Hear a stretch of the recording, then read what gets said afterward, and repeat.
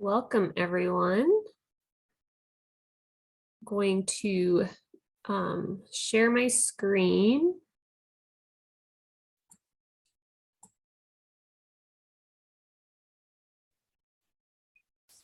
So I'm Nicole Serber, and I'm one of our staff at on the CareerRise team with Larimer County Economic and Workforce Development. And our CareerRise team serves youth and young adults 14 to 24 who in employment and career related goals. And so if you are a job seeker or you have a young job seeker in your home and could use support in anything related to finding a job, determining a career, anything like that, we can be a good resource across the Larimer County community. And I'll let Monica introduce herself. Hi, everyone. My name is Monica Gingrich, and just like Nicole, I'm part of our Larimer County CareerRise team. This is the second time we've done this presentation with this group, so we're excited to be back. And yeah, we hope that you get some great information from the presentation. If you have questions as we go along, please don't be afraid to ask however you feel comfortable. So you can put your questions into the chat if that's most comfortable for you. We definitely don't want to be talking the whole time. And so we are more than happy to be interrupted with questions, especially point in time. So don't feel like you have to wait till the end to do that, although we will definitely open it up for questions at the end as well.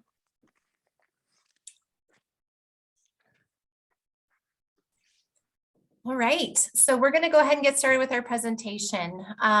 This is just kind of a map of where we're going to head for the evening. So some of the things that we're going to be covering for you all tonight. We're going to talk a little bit about focusing your job search. I'll circle back to that in just a second. We want to spend some time talking about the job search tools that you're going to want to be thinking about and getting ready as you enter into your job search. And then, of course, addressing any challenges in advance. So we're going to go through a lot of detail about all of those different things. First off, what do we mean by focusing your job search? So if you are just getting started, getting your feet under you, and maybe you're just thinking about starting to look for work, this is all about getting organized. And so taking into account the logistics of what it would be like to have a job, meaning what did it, at a base level, what do you want to do? Where do you want to work? What kind of activities do you enjoy doing? What do you think you would enjoy doing for work? The where is really important as well. So we talk about thinking about transportation. And if you're relying on family for rides or bus, then think about if you need to focus in your applications to certain locations where you can physically get there after school or on the weekends. We always coach youth and young adults to think about when they're ready to go to work. So what kind of commitments they're already faced with, thinking about their schedule, school schedule, extracurriculars. You're going to want to be really organized before you start filling out job applications so that you can be really prepared to talk about what your availability is and any kind of trips and things that you may have coming up. And then how are you going to, make all this happen? Do you have everything that you need? A resume? Do you know how to do that job application, which we'll talk about? And then once you get that job, how are you going to make that work? So we really encourage not just youth and young adults, but any person that's looking for work to be thinking about these things in advance so that you're not caught by surprise. And by planning ahead of time, you appear much more organized and ready to work to that employer when you start to get to interact with them.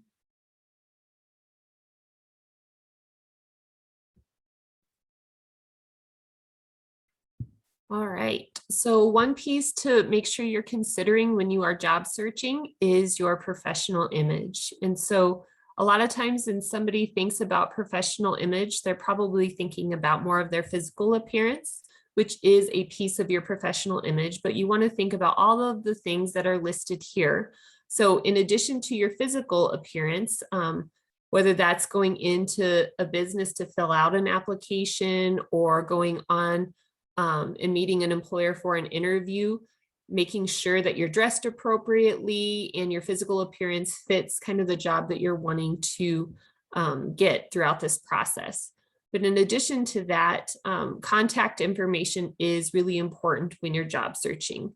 So what you're putting on your applications as far as your name, your phone number, your email, those types of things, those are all important information to consider when you're job searching. So if you share a phone with a family member or more than one family member, making sure they're aware that you are in a job search mode would be important. So if an employer were to call you to try to arrange an interview or something like that, that whoever is answering the phone is answering in a way that you would want an employer to hear. Same goes if it's your personal phone, that as you are answering the phone, if it's a number that you don't recognize, that you're prepared to have a conversation and to answer it as if it is a potential employer. So a lot of the times if somebody doesn't recognize a number, they might answer a little bit rough, and that can set the tone in a way that maybe you don't want it to be set. So make sure that you're answering in a way that you would want to answer if an employer were to call you. In addition to that, like think about what if you're in a busy place and there's a lot of background noise at the time and that phone call is coming in, trying to find a quiet place, or maybe not answering right at that moment. If you do let a phone call go to voicemail, it's really important to make sure your voicemail is set up and it's appropriate as well. And so a lot of times we may call a young person and it says that voicemail has not been set up yet, so we're unable to leave a message, or the voicemail is full. And then we're not able to leave a message that way. An employer may not give a second try. And so if they try once and aren't able to get through, they might move on to the next applicant. In addition to that, I would encourage you to set up your voicemail that includes your name in it, so the employer knows that they reached the correct person. So a lot of times people will leave just the generic, you've reached 970 and whatever your number is. That doesn't let the employer know that they're getting through to the correct person. But if they hear your name and that's the person they're trying to call, they're more likely to leave you a message. Other things to consider with your professional image is your online presence. And so if you're connected to any kind of social media platform or anything like that, if an employer were to search your name, what are they going to find? Are they going to find that social media account? Are they going to find anything else online that would give them information about you?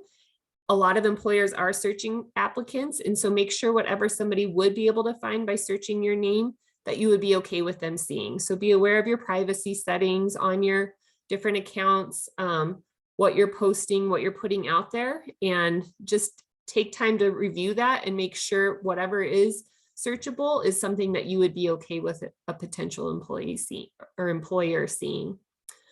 Correspondence is that next piece. And so communicating with an employer, setting that tone right from the beginning is important. So making sure that you're responding to an employer promptly. If they do email you, if you put your email on an application on your resume, make sure you're checking that email regularly if you're job searching, so you can respond in a timely manner, but also make sure that you're responding in more of a formal manner versus a lot of times we get used to texting. And so we might respond even through email with a really short text message type of response or something like that. But having a more level, like more of a formal correspondence with an employer would be important as well.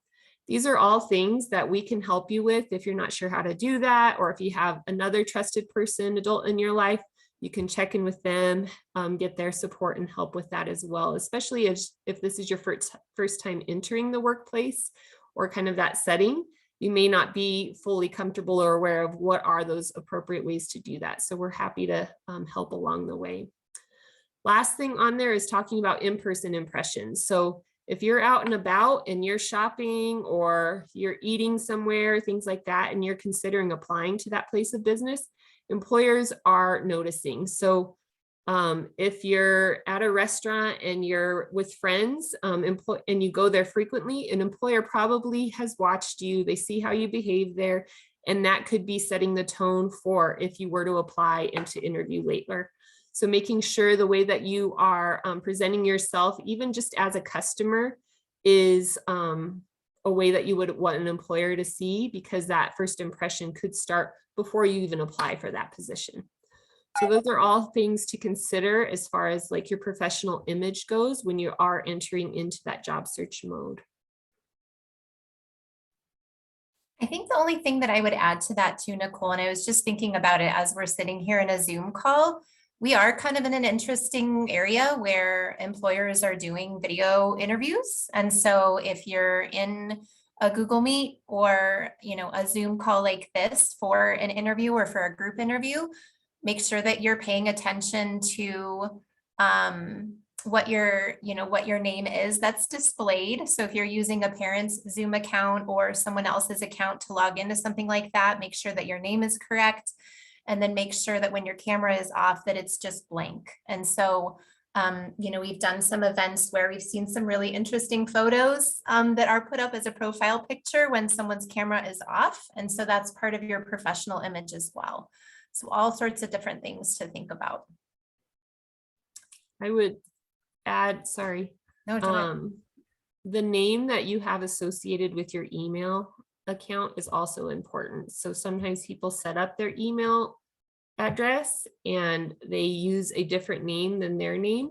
And whenever you send an email to somebody, that name shows up. And so we've seen that quite frequently, even recently. And so making sure that you check your email settings to make sure that your name is correctly displayed if you were to email with an employer. Yeah, lots of stuff to think about.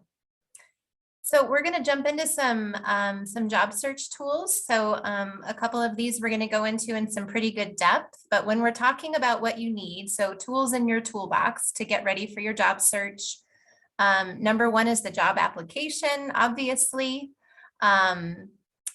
You need to be ready to kind of have your hiring documents in order, and we'll talk about what each one of those are. We want to make sure that you have an extra tool called a resume. That can be difficult to do if you have, not had any formal work experience before. And actually an application for that same reason can feel kind of daunting. And so that's what our CareerRise team is dedicated to, is kind of tailoring these job search tools to those who have little to no work history. So you can definitely still have a really great resume if you don't have any work history yet. And Nicole will talk about resumes in a little bit. Make sure that you're identifying your references, and we'll talk about those. The two pieces that are super important to a job search, which we won't have time to go into today, is interviewing. And so you definitely want to consider that you get past that first stage in the application process, and they want to meet you either online or in person to do an interview. Just like everything else that we talked about, you want to be prepared and organized. You don't want to wing it. Most of us aren't very good thinking on the fly, especially when it comes to talking about our skills. And so you definitely want to put some good time into thinking about common interview questions and what you might want to talk about when you meet with that employer. We've got some great resources on our website where you can see some mock interview questions. You can also request a mock interview from our team if you want to practice in a safe place. We do that all the time. And then the other piece that could be an additional job search tool would be a cover letter. So real briefly, that is basically a letter that goes along with your resume. So it introduces you a little bit more. It gives you the opportunity to talk about why that particular position or why that company is of interest to you. So it's literally kind of a writing a letter to that employer. And we have great samples and stuff on our website that we can share with you all so that you can, if you want to do that, you can. You can also use that same cover letter, those same cover letter resources when you're applying to a job via email. So some employers may want you to send your resume and application directly to an email address instead of filling out an online job application. You can kind of use that same cover letter, intro letter format in the body of your email.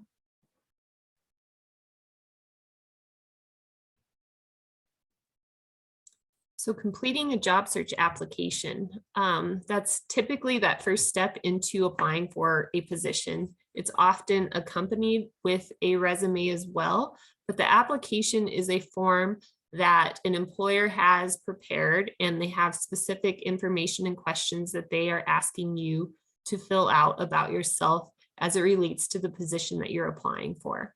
So as you're applying for a job, always think about what information am I giving and how does it relate to the position that I'm applying for? That's really what the employer wants to know, is when they're asking information about you, they want to know how does that benefit them and meet the need for that job.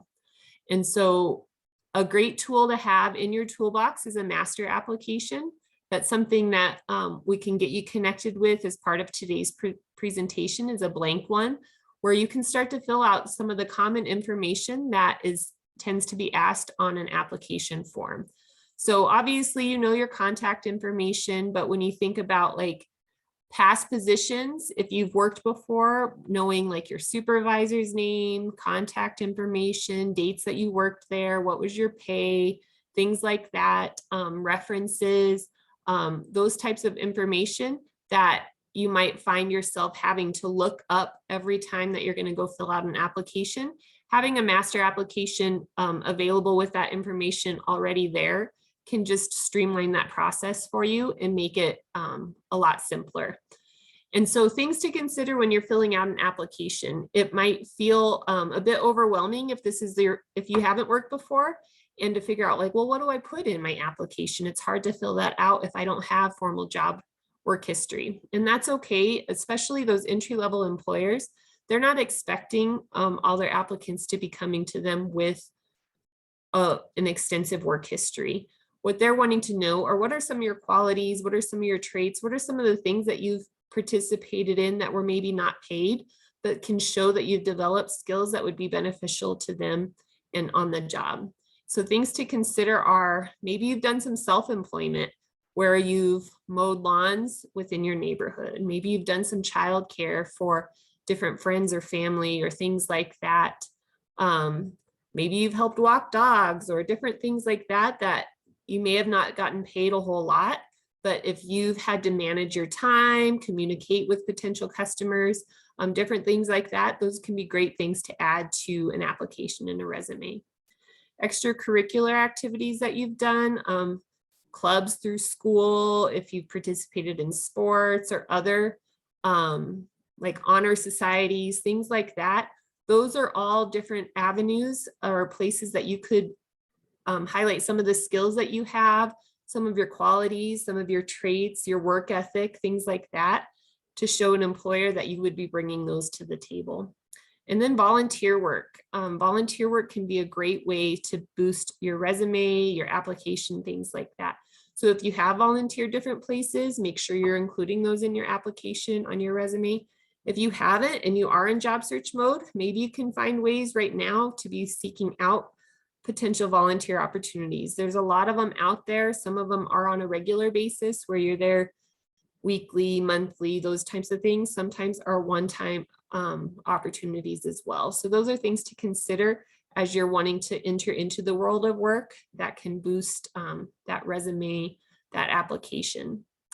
References are often part of that application that employers are asking for. What is a reference? A reference is somebody in your life that can speak to you and the skills, qualities, abilities that you would be bringing to that employer and to that position. So oftentimes employers may ask for 3 references. That's a great starting point, is to think of 3 different people that could speak to all of those things that I already mentioned. If you are able, it's most ideal to have references that are not related to you. So most often our parents or grandparents or people like that are going to speak super highly of us because they love us and that's what they do. An employer is going to want to hear from somebody that's not related to you, that can speak to some of those skills and things that you would be bringing. So if you have a teacher that you're close with, they could be a great person to be a reference. A coach or somebody like that, if you haven't worked before. If you have worked before, think about a former coworker or somebody that you worked with that could speak to your work ethic and things like that as well. So having those prepared ahead of time before you're going in to fill out applications would be good. The important thing with your references is to make sure that you ask that person if they're willing to be a reference for you. and that they're aware of that. So if you do list somebody as a reference and you've applied for a job, you get asked for an interview and you feel like that went well, giving them a heads up to say, hey, I just applied for this job. I had a really good interview. I think they might be calling you. So then you can give them a heads up of what is the job that you applied for. And they can start to think about things that they would want to make sure that they speak to really highlight you and what you would be bringing to the table. Lastly, when you think about applications, so many applications now are online. So that's going to probably be the majority of what you will see. And so you might be asked to create an account. So making sure you know your username, your password, keeping that stored somewhere, and knowing how to get into that. But the things that overlap between online and paper are making sure you have good spelling and grammar. If there's a field that you don't have information for and it doesn't apply to you, it's okay to put an NA in that field as not applicable, so the employer knows you didn't just skip over that field, but it's just something that doesn't apply to your situation. If you are doing a paper application, making sure that you use like a black or blue pen, that you're using good penmanship, think about spelling, those types of things. So if that's something that you need to have that time to do or have somebody look through with you, you can always take it home and fill out and take it back and complete it that way. If spelling isn't like one of your highest skills, then you can always make sure you have somebody that reads over your application before you push submit. Make sure you're capitalizing letters where they should be capitalized, using proper punctuation, things like that.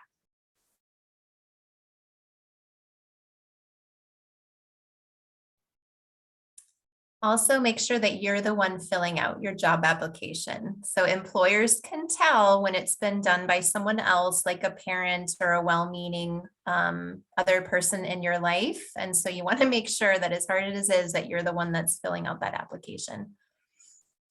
All right, so I'm going to talk about documentation. This is one thing that you want to kind of start thinking about as you're getting ready for your job search and making sure these things are accessible. So to be hired on, let's say you got through that application, they loved your resume, you just nailed your interview, and they're wanting you to come in and complete hiring paperwork.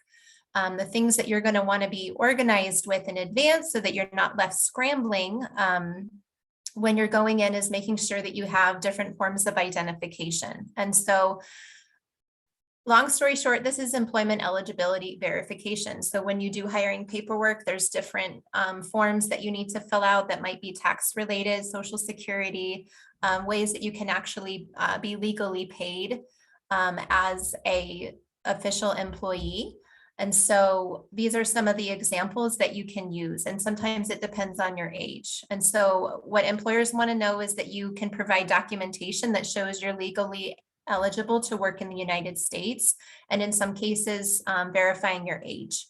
So a passport does a lot of things for folks. If you happen to have a passport that's not expired, that's one documentation that'll take care of a photo ID requirement, age requirement, and citizenship. So that can tick all of those different boxes. What they mean by an ID is a state issued and or school ID. So a state issued ID is going to be that Colorado ID card. It could be your driver's permit or your driver's license, depending on how old you are. A school photo ID can work as well as identification, as long as it's paired with something else like a birth certificate. So that would show a school ID is showing that you are who you say you are within that, with the image that's on there, and then paired with the birth certificate that would show proof of citizenship or eligibility to work in the US. Your Social Security card is often paired with a state issued ID. Birth certificate, like I said, that can prove age. Oftentimes you're going to need something along with your birth certificate. And then in some cases, this is an interesting one with the work permit. So this is one of the most common questions that we get on our CareerRise line. So we have a number that we'll share at the end where anyone can call and get directly to our youth services team. We have a lot of youth and parents call in saying, am I required to provide a work permit if you're trying to work when you're under 18? The answer to that question is no, not in Colorado. However, there's lots of companies here that are nationwide, right? So those larger corporations and things that have locations all throughout the United States, different states have different hiring requirements. So although the state of Colorado doesn't require a work permit, the state where that larger company like Target or, you know, McDonald's or one of those larger places might be used, that HR human resources hiring department might be used to asking for work permits. Here in the state of Colorado, in place of that, if you ever have an employer that's asking you to provide a work permit, then you can go to your school's superintendent and fill out a form and request something called an age certificate, and it comes from your school. And so that would, here in Colorado, that would take the place of a work permit. So that's kind of an interesting thing here in Colorado. So we always recommend that folks, if you haven't already, think about getting a state issued ID card, even if you're not ready to start doing your driver's permit. That one is just one of the easiest identifications that you can provide to an employer. And it kind of saves youth and young adults from having to provide more than one option if they're going off of that school ID, and then they have to provide a social security number and a birth certificate as well. So, you know, let people in your life know that you're job searching, that you're applying for jobs. Oftentimes these are really sensitive documentation and they might be in a safe place in your house somewhere. So make sure that you're aware of where those are and that you can present those when you're ready. Nicole and Monica, I've got a question in the chat that kind of applies to this. So a parent is wondering what the ideal age is for a teen to start working. And then what are the best types of jobs for very young teens? And then aside from the work permit or the age certificate, are there any other laws or regulations that they should be aware of? And you may touch on this later, but I just wanted to make sure I got that out there. These are great questions. And so I'll try to address the first one. You know, what's the best age? The earlier, the better. It can be more challenging when you're under the age of 16 and in some cases under the age of 18. However, there are opportunities out there. And so I think the sooner that you can get started with those volunteer opportunities and kind of getting used to that and building that resume, the better. And oftentimes volunteer, other than potentially having to, you know, be paired with an adult, you can do that at any age.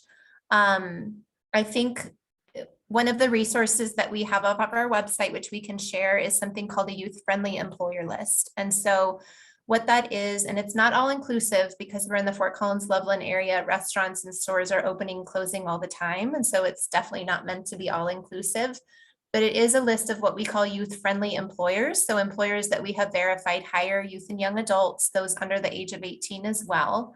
And what age they hire at. So if you're a younger youth, 14, 15, that's typically the age that people start thinking seriously about looking for work. There are some employers on that list that will hire at age 14, 15. Just know that there's also other 14 and 15-year-olds who might be competing for those jobs as well. So the best piece of advice that we give, in addition to looking at that youth-friendly employer list, is consider applying with locally owned businesses as opposed to some of those larger corporations that might just be more strict in their hiring practices. So a locally owned business can kind of set their own rules a little bit more and not necessarily be held to some of those more strict hiring standards. We can share after this as well. Youth labor law would address the questions around, depending on age, what you're able to do. So there's certain age categories where, you know, an 18-year-old is able to operate heavy kitchen equipment, whereas someone under the age of 18 would not be eligible to be around that equipment. Same thing with serving alcohol. So there's a bunch of different examples in our Colorado Youth Labor Law fact sheet that we can share. So if you have questions on what's allowable to do on the job and also what are permissible working hours, that's another thing to think about as well. So during the school year, because of youth labor laws to protect young adults as young employees, depending on age, there's certain hours where you're allowed to work. So making sure that youth who are in school are not, you know, working past 9 o'clock at night, depending on their age, some specific examples like that. So it's kind of an involved document, but it gives a lot of great information and we can share that as well. Nicole, what do you want to add? I got off on a tangent, so I can't remember the rest of the questions. I think you hit on a lot of it. I think if you're under 18, being aware of the youth labor laws can just be an empowering piece for you as you are job searching. It's not uncommon that an employer themselves may think they know labor laws and they don't. And so as you know those, that can help you be strategic on what you're applying for. For example, like being a barista may not be in the books for you because you may not be able to operate the steamer and those types of things. So knowing what you can and can't do can then help you target your job search and be equipped that way. The one thing that I was going to add when you talk about documentation is that an employer should not be asking you for this personal documentation until they're actually hiring you on. So this is part of the hiring paperwork when you hire on. If you find a job and they're asking for your social security number as part of the application, that's a big red flag, things like that. So just be aware that they should not be asking you for that information until you're being hired on, maybe outside of just that age verification, if in case youth labor laws are in place and they need to make sure that you fit within the age range that they're legally able to hire at. Miranda, was there any other part of the question that we didn't hit on? No, I think you guys covered all of it.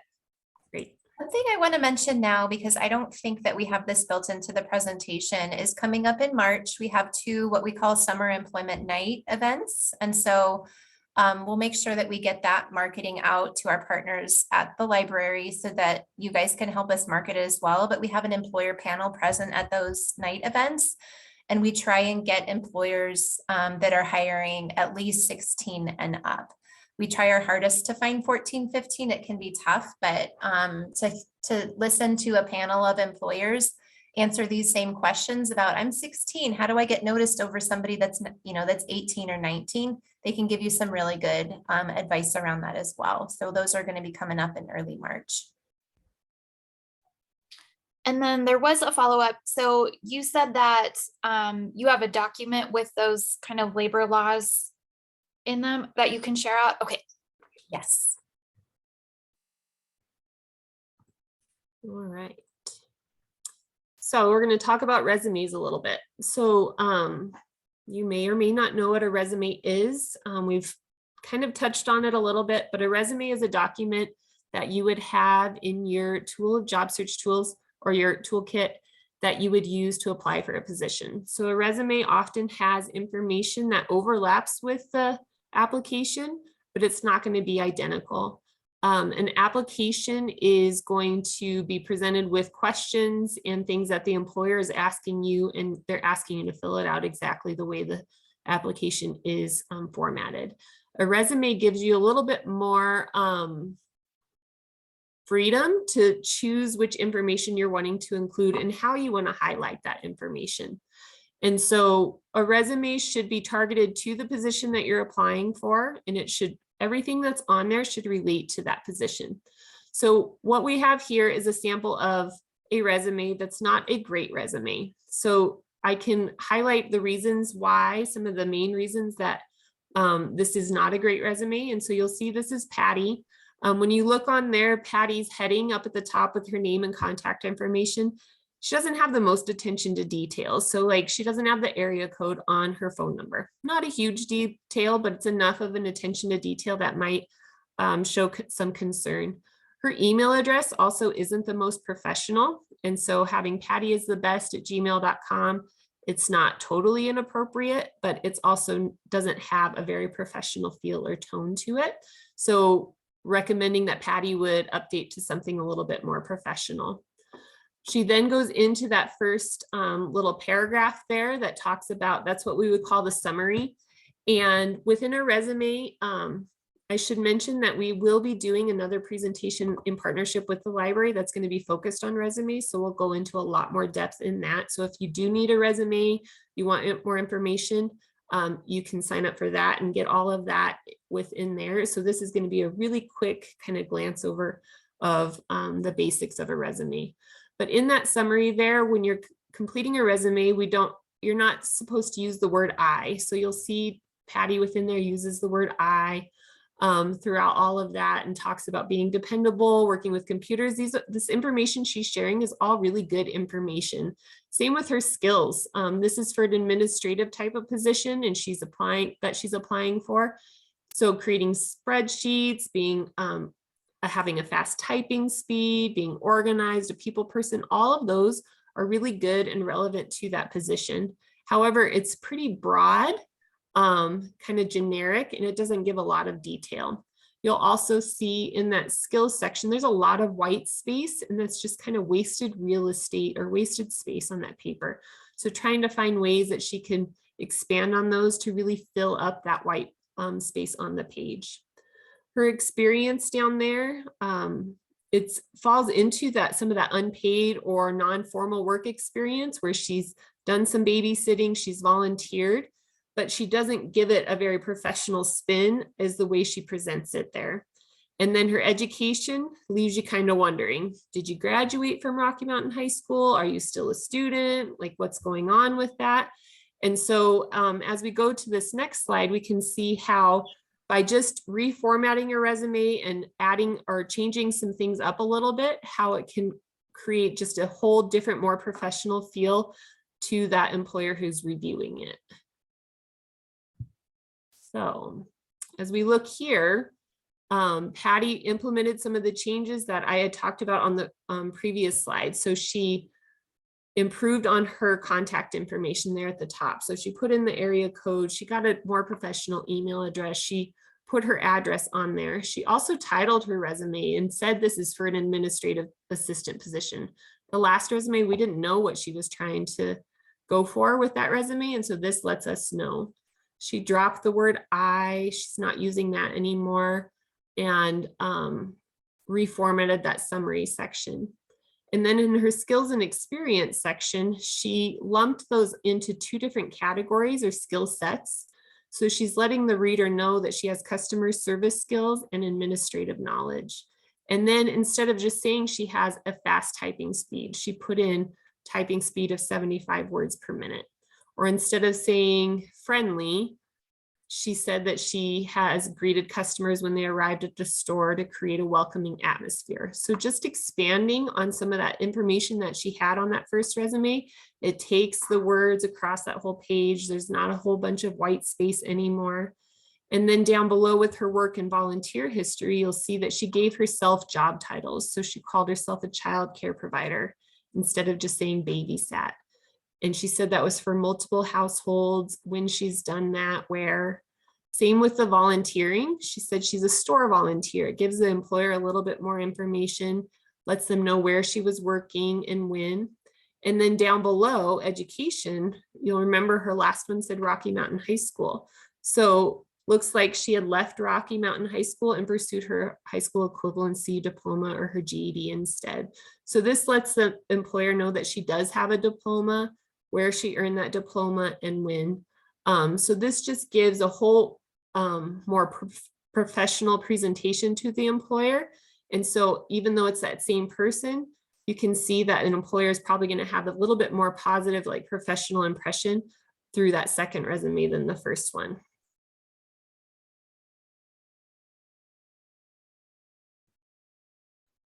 I dropped a link in the chat where folks can find more information about youth labor law in Colorado. So you can grab that from there. And then we also have a great, I will say, because it was a parent that was asking some of those questions, we have a parent resource page off of our CareerRise website that has some commonly asked questions and some great resources there too on how to support your young adult in their job search. Okay, so we've gone over the tools for job search. Now, what are you going to do? So kind of where do you go get started and how to put these great tools to work? Long story short, you want to go where the jobs are. And so there's a ton of jobs out there right now. This is an interesting time in our economy where we've all experienced how short-staffed folks are. So it's a really great time to be a job seeker. So there's no time like the present. Here's some examples of places where you can go. Job search sites are a common resource that I think a lot of folks use. And so Indeed is one of our, if you're going to go big and, start looking at a large job posting site, we typically use Indeed on the CareerRise site because it pulls from a lot of different areas. You can upload a resume and create a profile and search based on your location if you want it to be entry level, all of these different filters. So you can kind of play around on Indeed. Other things like, Career Builder and Craigslist, they're okay as well. You just want to be very aware of spam and scam type of postings that are on some of these larger sites. What I always recommend folks do is if they're using a larger job search site and they see that there's a job posted with a company that they're interested in, then go to that company's website directly, check out their their careers tab, or see if you can find the job posting on the actual employer's website. And that way, that you're getting looked at and you're going to the right spot. So company websites would be just, Googling that restaurant that you think you want to work at. Sometimes those job postings or job opportunities can be hidden on the company's website. So sometimes there's a careers tab or a join us tab. Those are the kinds of things that you want to look for. Or if you scroll all the way down to the bottom of the company website, often it's kind of under the contact us tab or somewhere along that area. Government sites would be things like the City of Fort Collins is a great place, especially right now. There are a ton of seasonal jobs, even for youth who are younger. So 14, 15, 16-year-olds through the City of Fort Collins that start kicking off their recreation programs for the summer. And so those are posted off of that larger City of Fort Collins website. Again, you're looking for careers, job opportunities, work for us, those kinds of tabs. Larimer County has some as well. That's a larger site because it covers a broader area. So if you're in Fort Collins, I'd hit up both of those sites, and you can do the same thing with the City of Loveland. Honestly, though, getting out there in the real world, getting out from behind a screen and interacting with employers, we hear that time and time again on our employer panels and these summer employment nights. That they love to see folks face to face during non-busy times. So even if part of the requirement of applying for a job that you're excited about requires you to do that online job application, we've had several employers say that following up either via phone or in person to get in front of that employer really makes it easy for them to find your application. So Nicole talked about paper applications. Some places still use those. And so going in with that master application, sit there and be ready and prepared to spend some time in that establishment, filling out a job application. That's a way to interact with those employers as well. So if you see that now hiring sign, if you're out and about, consider what you're wearing and think about what you might want to say. Going up to the customer service department and saying, "Hi, I saw the now hiring sign outside. I'm really excited to apply. What do I need to do?" Really kind of practicing that in a way is going to make you come across as excited and professional at the same time. The seasonal and hiring trends. So there's lots of seasonal opportunities during the holidays. We're now looking at coming into another seasonal hiring craze right now for, like I said, with summer positions and summer camps and things like that. So a lot of places will host hiring fairs for seasonal help. So kind of be aware of that. The reason why we do our summer employment nights in March is because that's when employers are really starting to think about hiring. So when we have youth that call the CareerRise line in June, sometimes even July, you've kind of missed that early hiring wave. And so you want to be one of the first folks to be thinking about this in advance. Even if you can't start work until the summer, employers have applications open very early in the spring to get their workforce ready to go in the summer. And we mentioned that youth-friendly employer list before. That's off of our website, so I can drop that in the chat as well of where you can find that. Monica, are these other resources that you mentioned also linked somewhere on your website, or is there a list of places to search for jobs or anything like that on your website? That's a great question. So the youth-friendly employer list is really just a brainstorming activity of a spot to start, but we don't know if those employers are hiring all the time. So what our team does do, the best way we figured out to get out job postings is once a week, We're screening publicly posted jobs. So off of Indeed, some of those other websites, and sometimes employers also reach out to our team and say, I'm hiring. Can you put this in a newsletter or send folks in our way? And so we take those job postings and we put them on our social media feed, which right now is Facebook. A lot of folks aren't on Facebook anymore, especially young people, but off of our website, you can still see that feed and see what are the jobs that we've posted on there recently. It's literally just the employer name and what position and what city they're hiring in. Remember too, that anything that's posted online, everybody's looking at those job postings, meaning there's probably a lot of competition. There's a lot of folks that like to sit at home and, kind of passively job search online.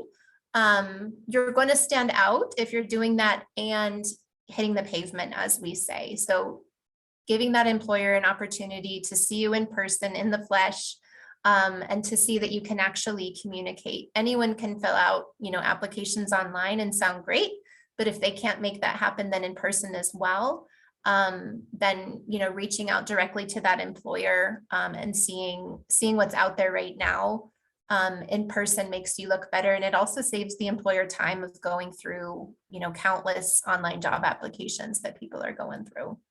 But we do have all this stuff on our website as well. On the employment support page, it's really easy to find off of the CareerRise website.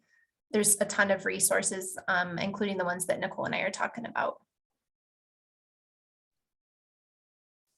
Yeah, and in there as well, we have a place that you can sign up for a newsletter. So we send that out monthly between September and January, and then starting coming in February, it'll be every other week, where we'll do like a featured employer or other like hiring events and things like that. So if you want to sign up for that, get that in your email.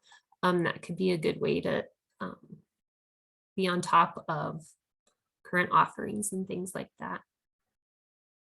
So in the last few minutes, we want to talk about kind of addressing challenges that could arise as you are job searching. So kind of thinking about things ahead of time so that they don't become a challenge or show up as a barrier while you are job searching. And so thinking about things that could be considered a red flag to an employer. So scheduling and your availability as a young person, you want to consider like, what is your true availability that you would be able to work? And then when you're filling out an application, sometimes people get a little too specific and they might say, let's say for a restaurant, that their availability doesn't overlap with some of their busier meal times. That's probably going to be a screen out for an employer, because they're going to need somebody who's going to be able to be there and support them at those peak business hours and things like that.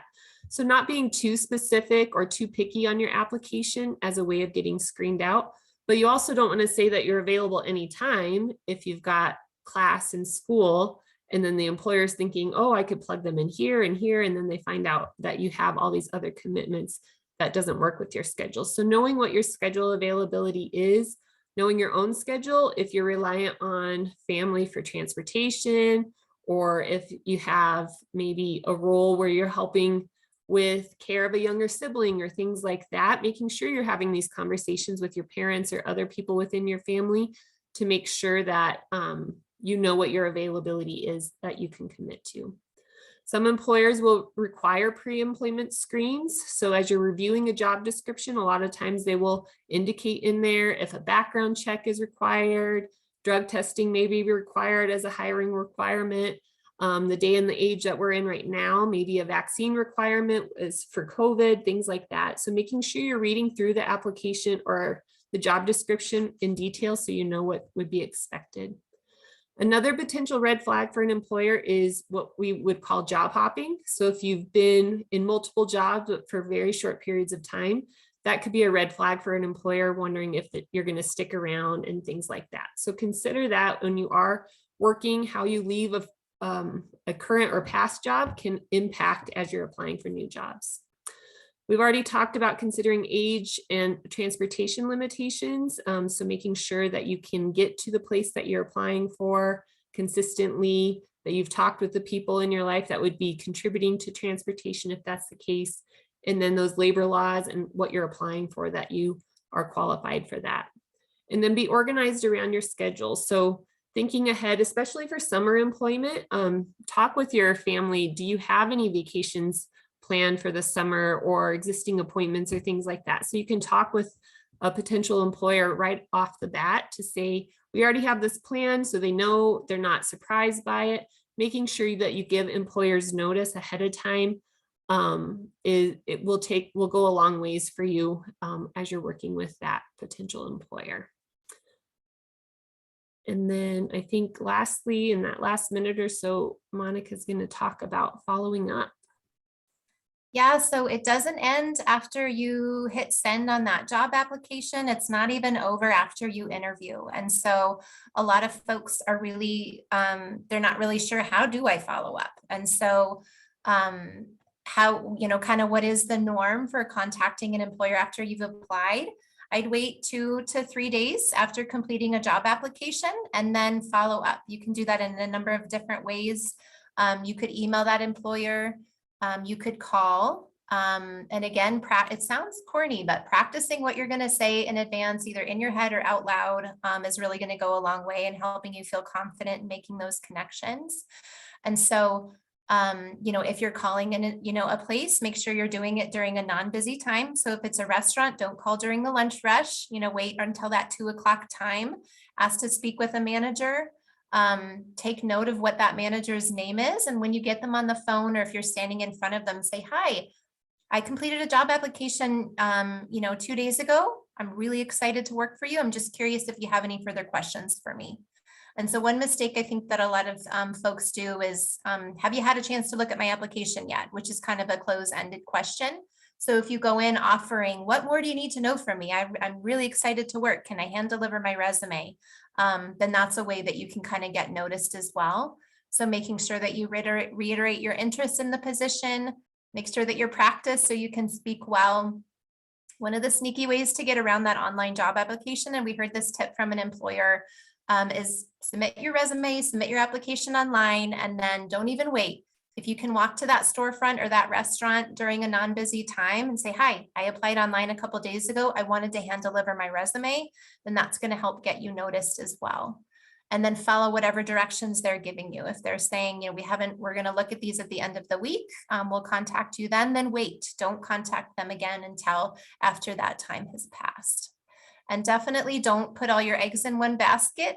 You want to apply for multiple opportunities to give yourself the best chance of getting that call back. And we're happy to practice any of that with you guys, how to talk to an employer, how to follow up, all of those great things. So we can be reached in a number of ways. I dropped our website in the chat as well. There's tons of great resources on there. The 498-6608 will bypass everyone else and you'll come straight to a CareerRise team member, myself, Nicole, Dan, or Kate, or Vanessa as well. If you'd like to email us, then that's kind of works the same way. We all check that email and we can respond back that way as well. Definitely check out the employment tab because you can also request a job search consultation that way. So you can complete a quick form, let us know I want to go over my resume or I just want to learn about job search, and we can meet with you one-on-one. Give us a day to get back to you if you submit a form, and then we can get that scheduled for you. So that concludes our presentation. If anyone has any other questions, there's some documents, the master resume. Nicole, I think we're providing a copy of the youth-friendly employer list as well, in English and in Spanish, but you can also find that on the website on the employment support page. I do have another question from the chat. So would piercing and tattooing be a problem when applying for a job? That's a great question. And that goes into that professional image. And so maybe not is the answer to that. What we always coach folks to do if they're going to see you in person, either through the screen, if they're doing a virtual interview where you're interacting in person, play it safe to begin with. So cover those tattoos, remove that piercing, or put a clear post in if you can. Once you're through that first process of applying for the job, getting into that interview, then it's more than okay to ask questions at that time. I have some tattoos. I just want to make sure that I'm dressed appropriately for this job. What are your, what are your parameters around that? How do you feel about piercings? So it's okay to ask those questions.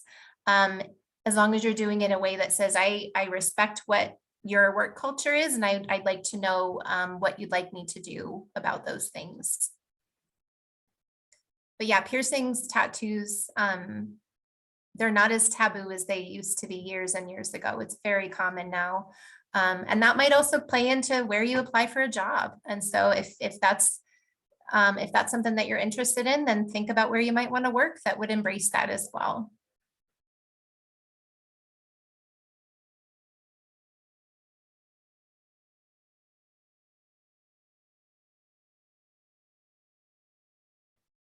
Any more last minute questions?